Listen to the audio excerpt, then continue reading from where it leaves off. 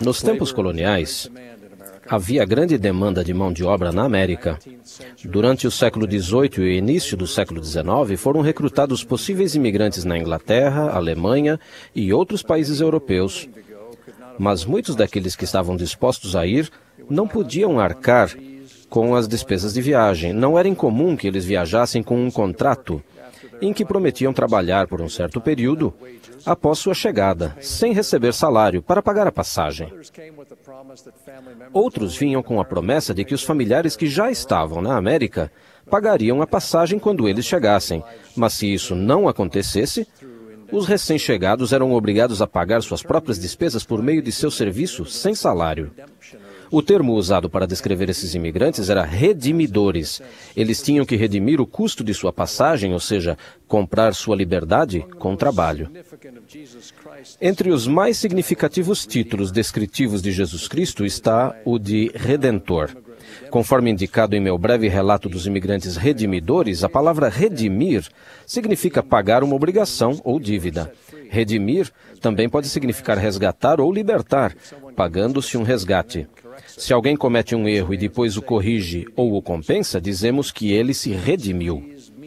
Cada um desses significados sugere uma faceta diferente da grande redenção realizada por Jesus Cristo com sua expiação, que, segundo o dicionário, inclui a libertação do pecado e de suas penalidades, por meio de sacrifício feito em favor do pecador. A redenção do Salvador tem duas partes. Primeiro, ela expia a transgressão de Adão e a consequente queda do homem, vencendo os assim chamados efeitos diretos da queda, a morte física e a morte espiritual. A morte física é bem compreendida. A morte espiritual é a separação entre o homem e Deus.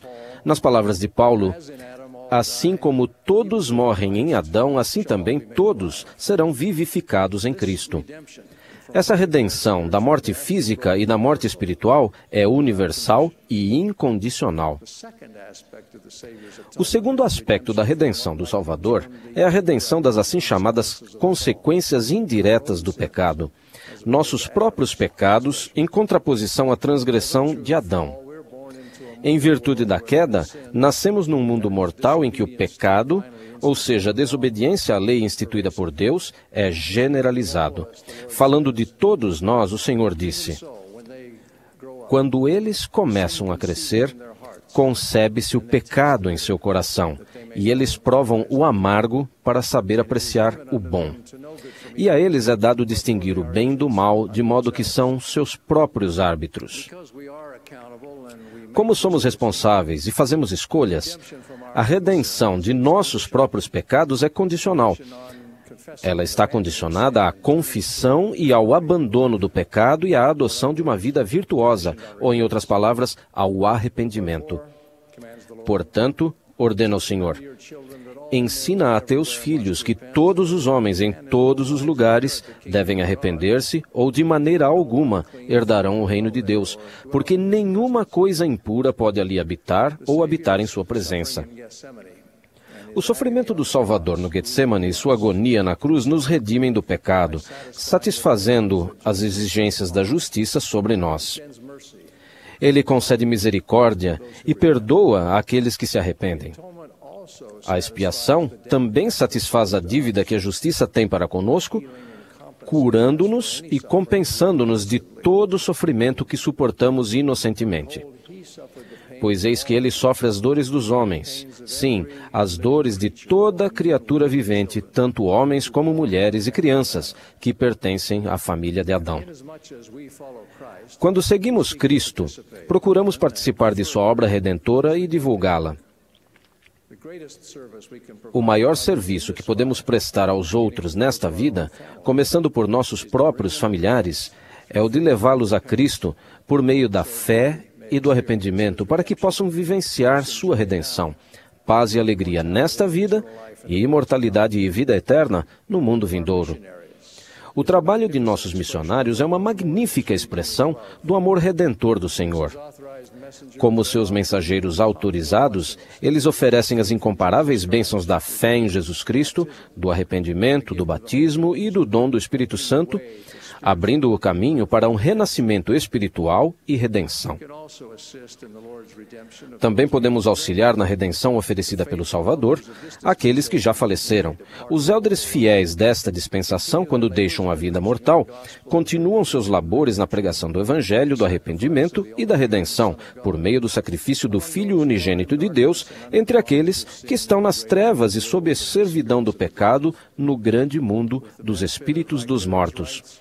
Com o benefício dos ritos vicários que lhes oferecemos nos templos de Deus, até os que morreram sob o cativeiro do pecado podem ser libertados.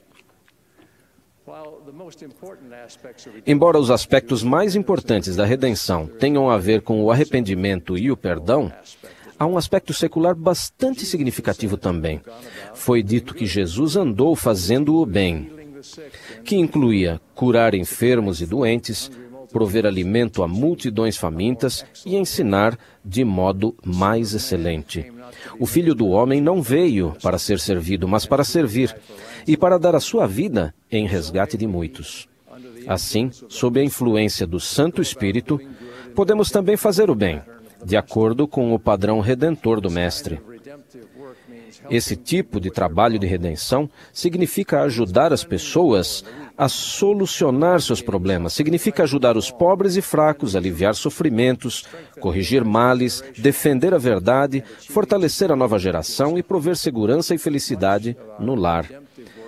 Grande parte do trabalho de redenção na Terra consiste em ajudar as pessoas a crescer e alcançar suas justas esperanças e aspirações. Um exemplo do romance de Victor Hugo, Os Miseráveis, embora fictício, sempre me tocou e inspirou.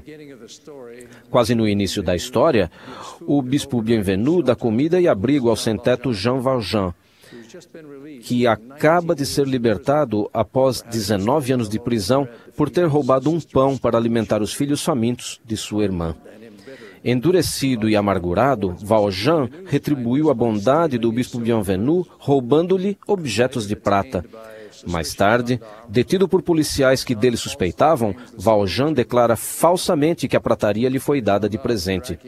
Quando os policiais o arrastaram de volta para a casa do bispo, para a surpresa de Valjean, o bispo confirma sua história e, para comprová-la, exclama: "Ora, eu lhe dei também os castiçais, que também são de prata, e que lhe renderiam uns 200 francos. Por que você não os levou também junto com os pratos?"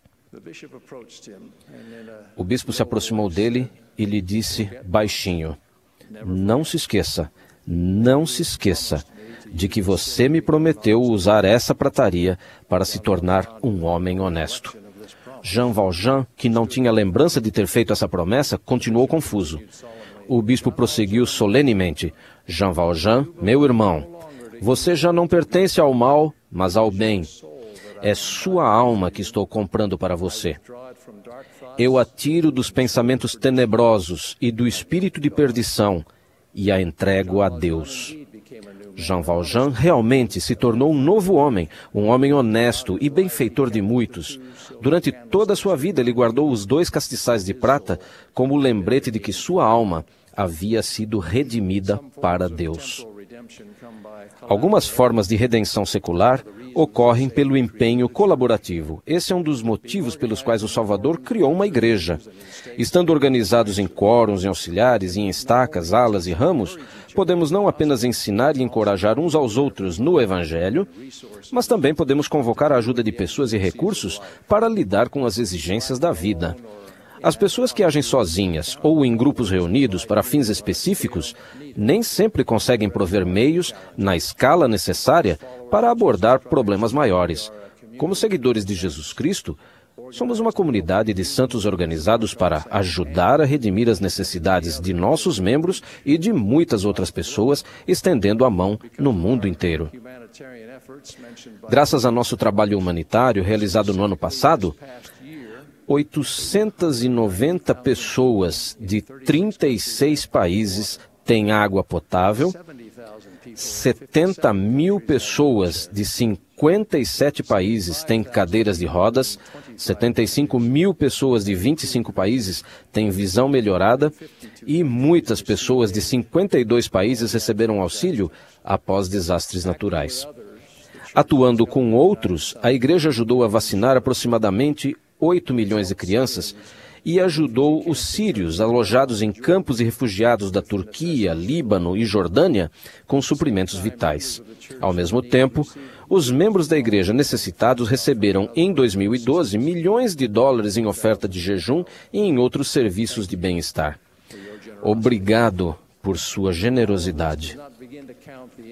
Tudo isso nem sequer chega a levar em conta inúmeros atos individuais de bondade e apoio, doações de alimentos, roupas, dinheiro, serviços prestados e milhares de outras formas de consolo e compaixão pelos quais participamos do trabalho cristão de redenção.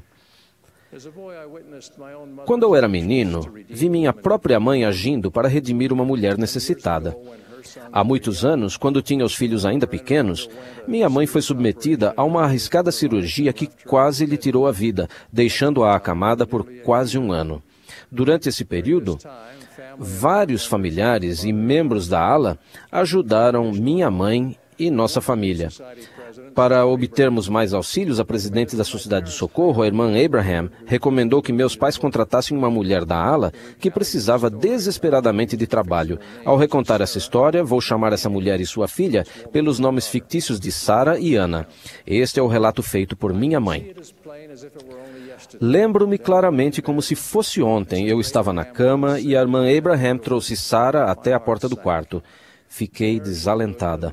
Ali estava a pessoa de pior aspecto que eu já tinha visto. Extremamente magra, o cabelo desgrenhado e despenteado, com os ombros encurvados, a cabeça baixa olhando para o chão. Vestia uma roupa velha, uns 4 números acima do seu.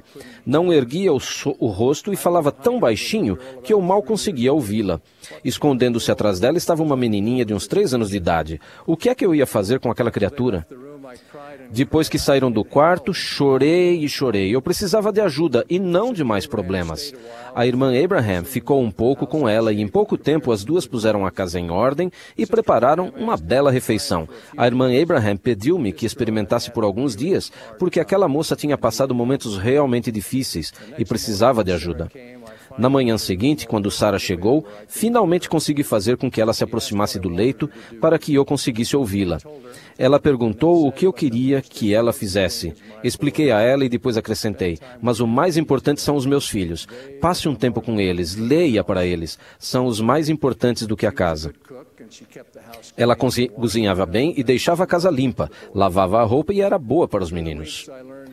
No transcorrer das semanas, fiquei conhecendo a história de Sarah. Como ela tinha problemas de audição, não ia bem na escola e acabou largando os estudos.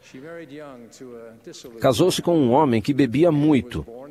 Ana nasceu e tornou-se a alegria da vida de Sarah. Numa noite de inverno, o marido voltou para casa bêbado, forçou Sarah e Ana a entrarem no carro ainda de pijamas e largou-as na beira da estrada. Elas nunca mais o viram. Descalças e morrendo de frio, Sarah e Ana caminharam vários quilômetros até a casa da mãe dela. A mãe concordou em deixá-las ficar se ela fizesse todo o trabalho doméstico, cozinhasse e cuidasse da irmã e do irmão dela que estavam cursando o ensino médio.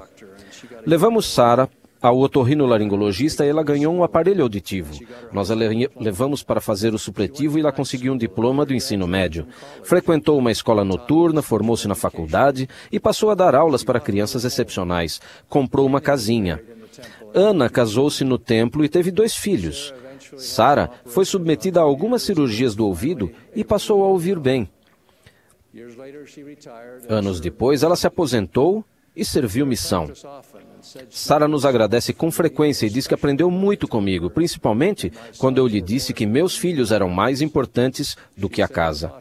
Ela disse que isso a ensinou a agir da mesma forma em relação a Ana. Sarah é uma mulher muito especial. Como discípulos de Jesus Cristo, devemos fazer tudo ao nosso alcance para redimir as pessoas dos sofrimentos e dos fardos. Mesmo assim, nosso maior serviço de redenção será o de levá-las a Cristo. Sem sua redenção da morte e do pecado, teríamos apenas um evangelho de justiça social. Isso pode prover algum auxílio e reconciliação no presente, mas não tem o poder de invocar a justiça perfeita e a infinita misericórdia do céu. A redenção final está em Jesus Cristo e somente nele. Com humildade e gratidão, eu o reconheço como o Redentor. Em nome de Jesus Cristo. Amém.